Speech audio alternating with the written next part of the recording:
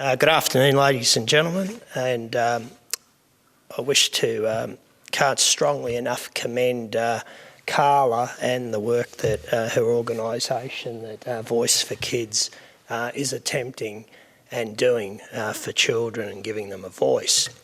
Now, George Christensen and I have had numerous discussions around this topic, and in recent times I've been visiting over the past few months many parents. Only the other week I was in Chippendale with Dads for Kids and Dads in Distress and Mothers in Distress and another organisation called Eeny, Meeny, Miny, Mo.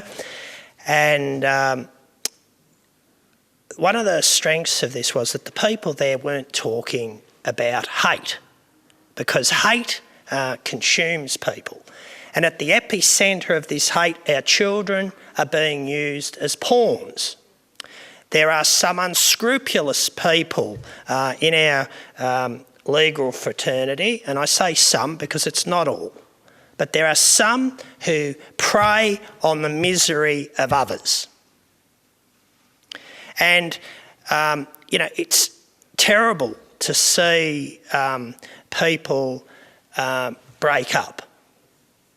And it's just devastating for the couple. It's devastating for their family, their immediate family, their extended family, their friends. But it is soul destroying for the children.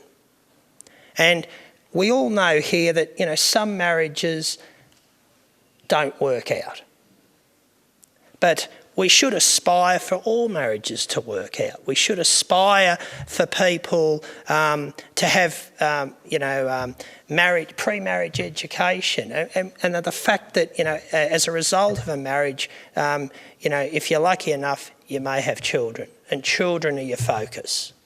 But time and time again, over the past couple of months when I visited these meetings, I've heard where, there are vexatious claims made against one partner or the other, and, get in, make the most outlandish, vexatious claim against your partner, say, you've got the upper hand, and then you're guilty.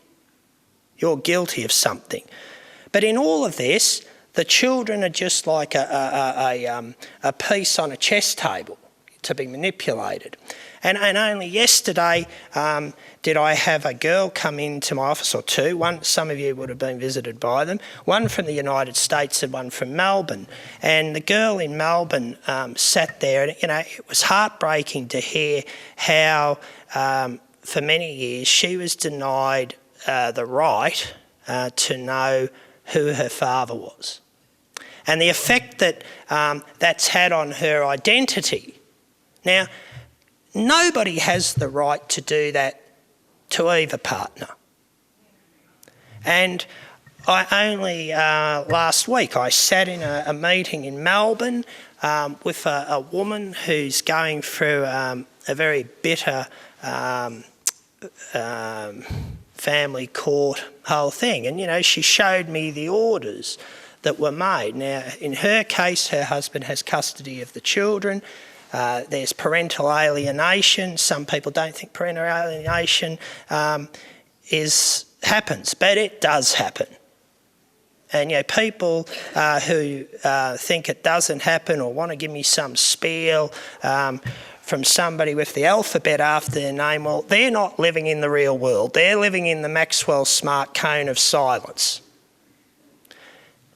And so I went to this meeting with this woman because she made some claims that to me were quite, hard to believe. But anyway, I sat in this meeting and I declared who I was, just so, this could come up in the future.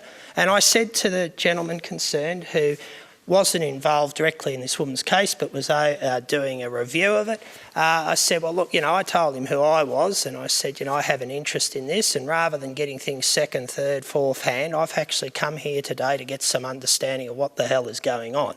So out of this meeting I learned that there's reports written about the child, there's reports written about the woman by people who've never met the woman. And this isn't one isolated case, I might add. This is one of a multitude of cases. And if it destroys one child's life, that's one child too many. And if we don't say anything about it, and if we don't do anything about it, we are complicit in this.